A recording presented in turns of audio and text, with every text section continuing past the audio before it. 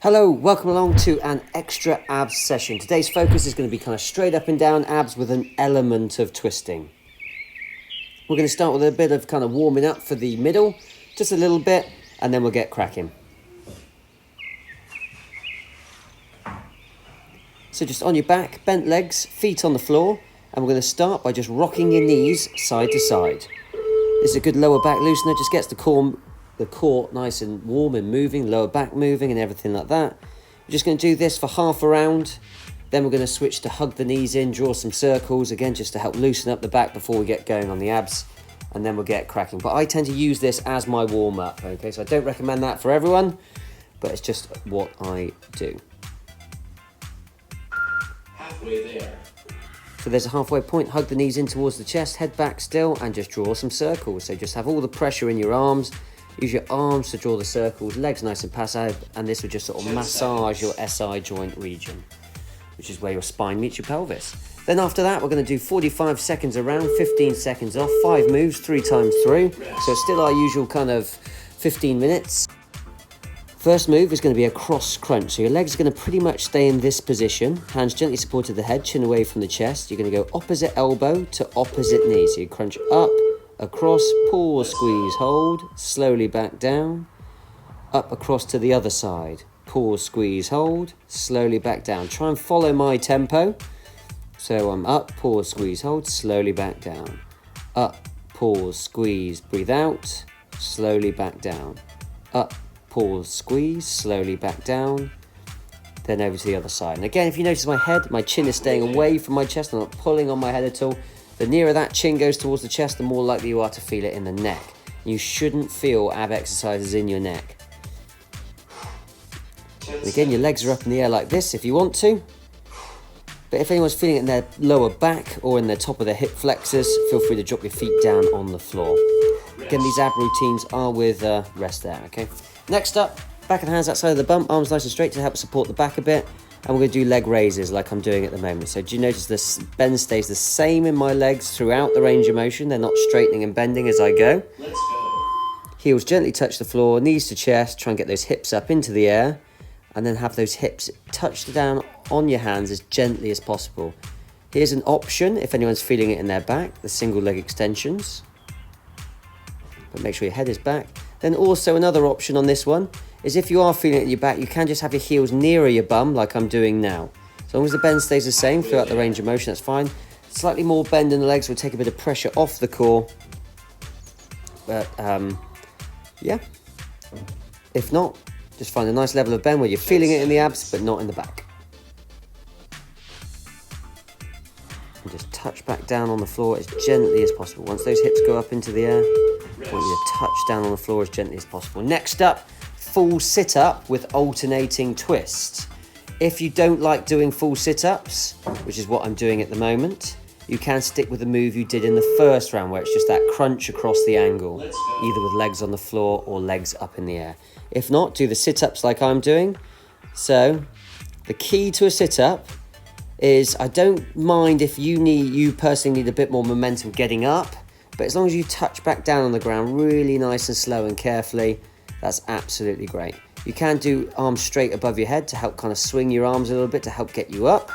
Halfway there. Or you can even use a little bit of a weight above your head, and that helps with a bit of extra momentum in terms of getting up off the floor. Once you're up off the floor, then just touch down as gently as possible. 10 seconds. If not, stick with the crunches, the alternating crunches, the crunch with the alternating twist from the first round. And the next move is going to be our linchpin move of the, this is our main move of the whole set. You're going to go everything up, legs straight in the air, reach for your toes, head comes off the mat, you're crunching at the top, reach for those toes, then drop one leg as you drop your arms, reach for the toes, drop the other leg as you drop your hands, reach for the toes, drop the first leg, that's it. So it's everything up, 3/4 of your limbs down. And if you notice, I pause, squeeze, hold at the bottom, pause, squeeze, hold at the top, pause, squeeze, hold at the bottom, pause, squeeze, hold at the top, pause, squeeze, hold at the bottom, pause, squeeze, hold at the top. That's the kind of tempo I'm after. Again, leaving one leg up in the air kind of anchors the back and looks after the lower back. 10 seconds. And if you're feeling crazy, you can drop both legs at the same time. Or if you're feeling it in your back, leave your legs up dead straight above you and just touch the ground, reach for the toes. Next up, plankety plank. First round, and that'll be the first circuit completed. So here's my plank. My elbows are directly underneath my shoulders. My hips are in a nice line with my shoulders. And again, I don't mind if the hips go slightly higher if someone is feeling it in their lower back. Just that takes a bit of pressure off the lower back, lifting those hips into the air. If not, try and hit a good position like I've got. And again, try and keep the hands nice and relaxed. You'll see me occasionally kind of twiddle my hands. That's just to make sure I'm relaxing my arms and shoulders. I'm not pushing. If you push with your arms and legs, you might find yourself starting to slip. And we don't want that. We want all the pressure in your core and in your abs. So when I'm holding my plank, I'm not just thinking about holding a plank. I'm thinking about physically crunching my abs. Almost at like the top of those crunchy moves where you get that squeeze. I'm trying to hold that squeeze for the whole time. Rest there, back to the start. Cross crunch. And again, I have been suffering with some slightly tight hip flexors, so I demonstrate the normal one to start with. There you go, just like that. But I was feeling a little bit in the tops of my legs just because I had a slight niggling knee issue and a very tight hip flexor because of it. So I end up dropping my feet down. So this is the option with your feet down. This takes pressure off the back and off the hip flexors if you're feeling it there. But the key is though, if you've got your feet on the floor, try not to go up too high. People have a tendency to then push really high on the crunch and then pull on their head and start feeling it in the neck. Again, look, if you notice, my head is staying looking up at the ceiling, my chin staying at the same distance away from my chest, and I'm using my abs to get my shoulder blades up into the air, my rib cage up into the air. And then just keep it going. Pause, squeeze, breathe out, slowly back down. So pause, squeeze, breathe out, slowly back down. Follow my tempo. Rest there. Next up, hands to the back so back of the hands to the outside of the bum, arms nice and straight to support the back. And we're going to go leg raises. And again, you're just following the timer in the background, but you can go ahead of the timer like I am. Let's go. Up to you. So remember, this bend in the legs stays the same throughout the range of motion. If you feel it in your back at all, bend the legs more. If you're not feeling it in the back and you want to feel it in the abs more, have the legs straighter. Just don't have them dead straight. So I'm demonstrating the easier option there. Don't have them dead straight, the legs, because otherwise you'll tend to like fire your quad a little bit and then you start feeling it in the tops of the legs. So always have a bit of a bend in the legs. So if you look at my legs, it's the same bend throughout the whole range of motion. It's the same bend at the bottom, same bend at the top. So it's all in my abdominals, pulling my, crunching my abs from the bottom up, shortening my abdominals from the bottom of the abs up. So getting that little hip lift. Right, rest there. Next up, full sit-up with alternating twist. Again, I'm going to go ahead of the timer. So you can do the alternating twist like I'm doing there. Or you can just stick with the first move, the cross crunch, where you keep your lower back on the floor. If you're feeling it at all, if you don't like a sit-up for any reason, whether you don't have the technique yet, whether you're just worried about doing it, or it upsets your back. However you're doing the sit-up, even if you're using a bit of extra momentum to get up, I want you to make sure you hit the floor as gently as possible at the bottom of the range of motion.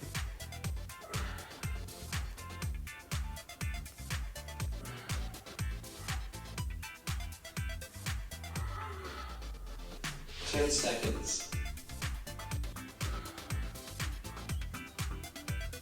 And just keep it going, follow that timer. So as the rounds go on, I'll stop talking quite so much so you can just get on with the workout. Right, here's the linchpin of the whole workout. Legs in the air and then reach for the toes at the top. Then so it's everything up, drop 3/4 of your limbs. Everything up, drop 3/4 of your limbs. Okay, so reach with the, so you want to get the crunch at the top. So my rib cage is coming up off the floor at the top as I reach for those toes. Then I drop one leg as I drop my arms behind my head. And I drop my head in between each rep. If you want to make it easier, touch the leg down on the floor in between each rep. If you want to make it harder, do it like I'm doing, where I'm not touching down with my foot. Halfway there. That's it. So stretch the abs, squeeze the abs. Dropping that leg adds to the pressure in the crunch at the top. So you can get a really nice squeeze of those abs at the top. Again, it was on that really nice sunny day, so I've got my sunglasses on, so Rest. my gym is largely outside. So next up, plankety plank. However, with my new shaved head, I do find it makes me look a bit like Alan from The Hangover. Let's go. Comment below if you agree. Next up, plankety plank, we're in. And again, just follow the timer. Or go ahead of the timer, especially if you're strong on your plank. Just jump into it as soon as you can, like I did. It take me about a second to get into the plank position from the single leg drops. Again, try and do that if you can. Again, remember the key pointers. Elbows directly below your shoulders. Halfway there. Hips in line with your shoulders. Try not to let the hip, particularly don't let the hips drop below your shoulders, because then you might start feeling it in your lower back, especially if you're sagging through the lower back. It just then starts to turn it into a lower back exercise, and not a good one. But I don't mind if the hips go slightly above your shoulders if you are feeling a bit of pressure in your lower back. Rest. Rest there, nice one. So back to the start, third and final time through. This is where we're really cooking. So again, I'm demonstrating the cross crunch ahead of the timer, but for the actual time, I'm going to drop my legs down. Again, I was suffering with a tight hip flexor that was causing me a bit of jip. So legs are on the floor, because remember, you will get a better contraction with your legs in the air, but the whole idea is to feel it in your abs. If something else in your body, you're feeling it there apart from your abs, it means you're either not doing it quite correctly, or you need to just back it off a little bit to make sure you can give those abs a chance to breathe and recover. So then, when you then get back on with it, your abs are good to go again. You just want to feel it in your abs. If you're feeling it in your back, I promise your back is not going to feel any better the next day. So this is why I dropped my feet down, took the pressure off my hip flexor so I could concentrate on the feeling in my abs. Back of the hands outside of the bum, arms nice and straight, support the back, knees to chest. Again, I teach the support the back method because it's the safest, okay, to get people going. And then if you feel you don't need it, you can have your arms out to the side. Feel free to. It makes the core work a bit harder if you have your arms out to the side, not underneath you. But only do that if your back is really good, okay, and you're not feeling it in your back, or you're, because especially at this point, your abs are going to start to fatigue, and you might start to feel it in your back. That's the point where you stop, pause, take 5 or 10 seconds, reset, and then go again. Halfway there. Because you only want to be feeling it in your abdominals.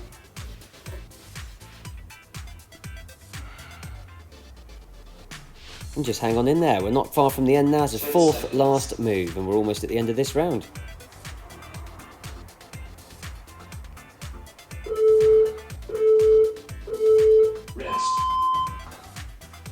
Rest there. Next up, full sit-up with alternating twist. I'm just jumping straight in. Follow me if you can. That's it. And again, just hitting that floor as gently as possible. I'm doing full sit-up, alternating twist. And again, I'm keeping my hands on my head. That's the hardest option, so you can't use any momentum. Arms straight above is the next nicest option. A weight behind the head with arms nice and straight is the next easiest option. That extra weight helps you with a bit of momentum, helps you sit all the way up. Or just stick with the cross crunch, where you're just doing the crunch and the lower back stays on the floor. You're just crunching the top, 10 seconds. Just the rib cage on and off the floor. The first move in the set of 5. Rest. Okay, rest there. We've got the single leg drops next. The toughest move of the 5, and we are almost there with it. So final time on this one, last chance to get the best contractions in your abs possible. I'd rather you almost take pauses and get really good ab contractions than just lasting the minute and not feeling it completely in your abs. People misinterpret ab training. They think they've just got to last the time, or they've just got to do a certain amount of reps and sets and stuff like that. And it's complete rubbish. It's all about how good a feeling can you get in your abs per window of opportunity. So right now I'm really actively almost trying to not last the time. I'm trying to squeeze my abs so hard at the top and at the bottom that I almost can't last the time. That's it, just some reach for the toes, pull, squeeze in straight into that plank. So I'm rock right round, I'm into the plank already. And again, if you're good on your plank, do the same. Get in there as soon as you can. Big plank to the finish. Again, keep those hands nice and relaxed. Keep the legs nice and relaxed. Again, I just shake, you see me shake my hands out every so often. Again, that's just to make sure I'm keeping my upper body relaxed as we do the abs.